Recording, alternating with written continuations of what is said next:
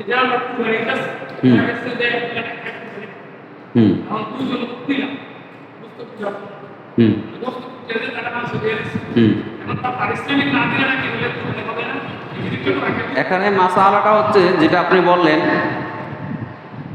আপনি যদি মাংসের কোনো গোস্ত মানে পশুটাকে তৈরি করা মানে গোস্তটাকে তৈরি করার জন্য কোনো লোক ভাড়া করলেন, এখন তাদের পারিশ্রমিক হিসেবে যদি আপনি গোস্ত দেন বা চামড়া দেন তাহলে আপনার কোরবানি জায়েজ হবে না। আপনাকে আলাদাভাবে তাকে পারিশ্রমিক দিতে হবে। এবার তাকে 200 পারেন, 500 পারেন, 1000 পারেন, তাকে আলাদাভাবে একটা পারিশ্রমিক দিতে হবে।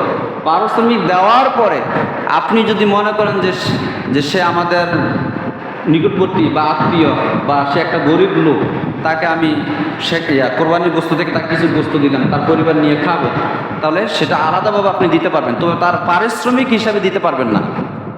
আপনাকে পারিশ্রমিক আবার চামড়া বিক্রি করে, আবার যদি আপনি হেকমত করান যে আমি চামড়া বিক্রি করে তাকে ওইখান থেকে পারিশ্রমিক দিয়ে দিই, না, ওইটাও পারবেন না। আপনি চামড়া বিক্রি করলে সেটা গরিব মিসকিন দ্বারা হক হয়ে যায়।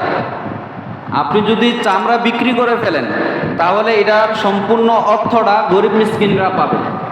আর যদি আপনি চামড়া বিক্রি না করেন তাহলে আপনি নিজে ব্যবহার করতে পারবেন, চামড়া শুকিয়ে আপনি যে কোনো কাজে লাগাতে পারবেন, কিন্তু বিক্রি করে ফেললে সে অর্থটা আপনি খেতে পারবেন না, এটা গরিব মিসকিনদেরকে দিয়ে দিতে হবে, অসহায় লোকদেরকে দিয়ে দিতে হবে।